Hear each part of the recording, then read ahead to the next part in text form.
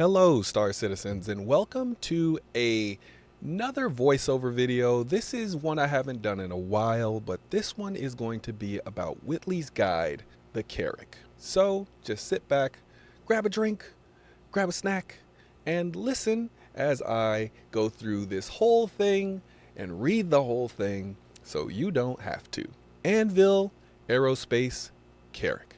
The surprise. For over a century, the Anvil Carrick has been the most famous symbol of human exploration. Carrick-based explorers have pushed the boundaries of human civilization and made countless thrilling discoveries that have enhanced our knowledge of the universe. In 2822, however, its very existence was a shock to the system. Space watchers were universally confused when the Carrick first appeared at the MacArthur Naval Base, Killian, both because of the impressive nature of the ship and because of the sheer mystery as to where it had come from. While it's not unusual for the military to sponsor the development of a spacecraft in secret, it's such a difficult and expensive prospect that it's only ever done when it can impact the balance of power. Here was the first ever Corvette-sized, dedicated exploration ship in the Navy's inventory, and it had seemingly been berthed, fully formed, and ready for service. Speculation ran rampant that the Carrick must hide some sinister ulterior purpose, and suggestions, including that it was a disguised electronic warfare ship or that it carried a powerful new type of bomb, none were correct.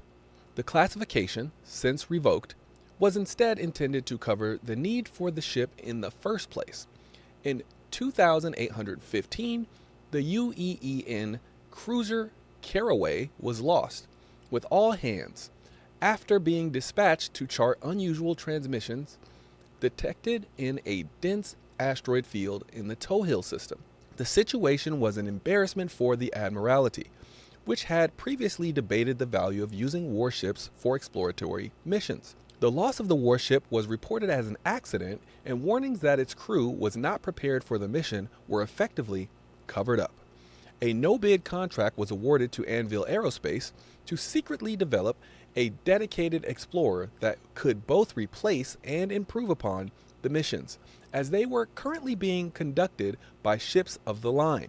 Wholly separate from the drama surrounding its creation, the UEEN Carracks immediately began what would become more than a century of expert survey work. Military Carracks logged hundreds of discoveries, including full surveys of countless moons, comets, jump points, and asteroid fields, and they continue to be actively produced and used today.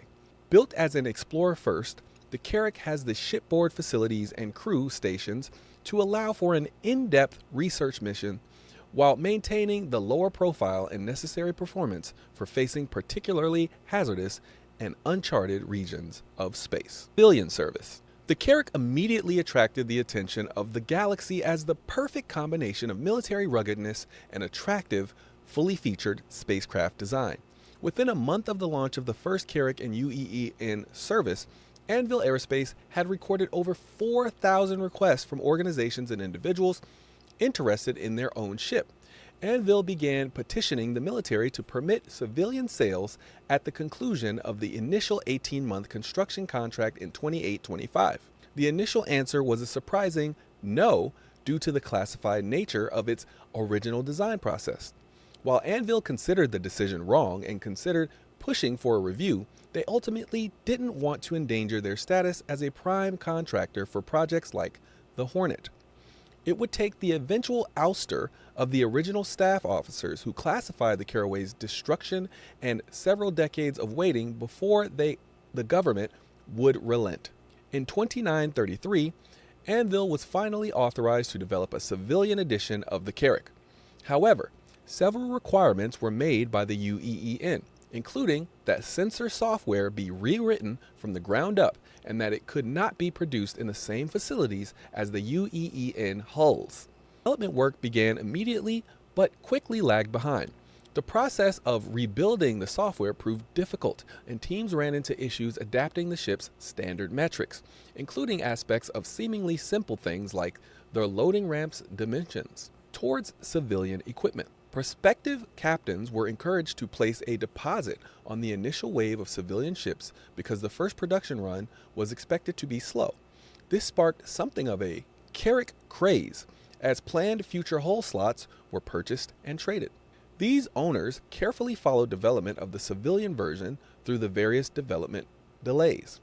The first civilianized Carrick, later dubbed Sunny Boy by her crew, was handed over on February 21st, 2938, which Carrick user groups annually celebrate as an unofficial Carrick Day. Civilian Carracks and their crews quickly became seen as a symbol of humanity's best. Spacefarers dedicated to the noble and profitable goal of exploration rather than commerce or defense. Capsule histories. These capsule entries provide short histories of selected notable Carrick explorers. These are not comprehensive and do not represent the totality of the Carrick's long history of exploration, which would necessitate a dedicated volume. Note also that the UEEN does not formally christen Carracks. Instead, they are given either the designation R for research or S for survey, followed by a numerical designation. The leading 1 in the hull number identifies the size classification, 65 meters or greater, and the following digits are issued numerically. Details of Carracks belonging to specialty and or intelligence services are typically classified. R-11 UEES Carrick. The first Carrick off the line in 2823, R-11 was informally referred to as the Carrick by her crews in the first years of the UEEN's formal exploration efforts. Due to tool and die issues, she would not be joined by R-12 until 2825. R-11 made history by conducting the first ever close survey of a star system's icy exterior, cloud mapping 37 distant points in the Killian system as part of the UEEN efforts to establish a new type of early warning system in aid of the military complex at MacArthur. No additional cloud surveys have been conducted since, indicating that the proposed system may not have been viable. S-1132, the GQ-12. Survey Carrick 132 entered service in 2831 and was assigned to long-distance survey missions along the Xi'an border at the former Perry Line, popularly referred to by the call sign assigned for her final operation in 2836, Good Queen 12. The Carrick's last reported communication was a buoy check-in from an assigned patrol en route to the outer reaches of the Osiris system. After missing its next 2 scheduled reports, mission organizers dispatched search and rescue spacecraft that found no trace of S-1132 in its assigned area.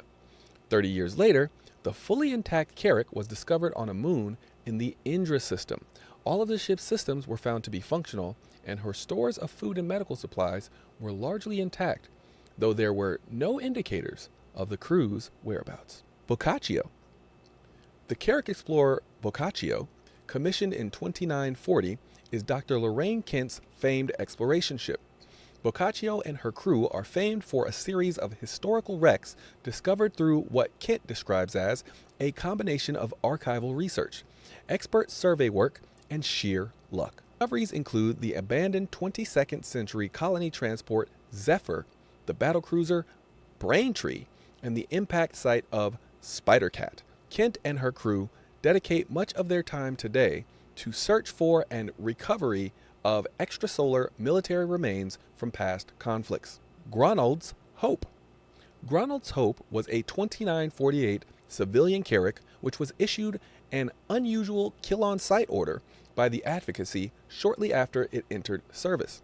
The Carrick was identified entering the Kellogg system 3 days after the issue was ordered, and it was successfully intercepted by a contingent of mercenary pilots. Details of the reason for the kill order have never been released, although speculation is rampant that the government had received intelligence that the Gronald's Hope's crew had contracted some form of previously encountered plague. End transmission. Thank you for staying for our Whitley's Guide Carrick video. I did notice there is something very interesting in this video that I would love for CIG to actually put into place, which is every year on the date that a vehicle was released. For this one, they are saying February 21st, 2938. So I would like for CIG to do something where every ship that is released, whatever day it released on, that ship is available for sale, at least in some limited capacity. So I think that would make every single day in the year useful in some way, just because they're selling that ship, at least until the game releases. I think that would be a really cool idea. Anyway, thanks again for listening to me on Whitley's Guide Carrick, and I look forward to doing the next one. See ya, folks. Peace.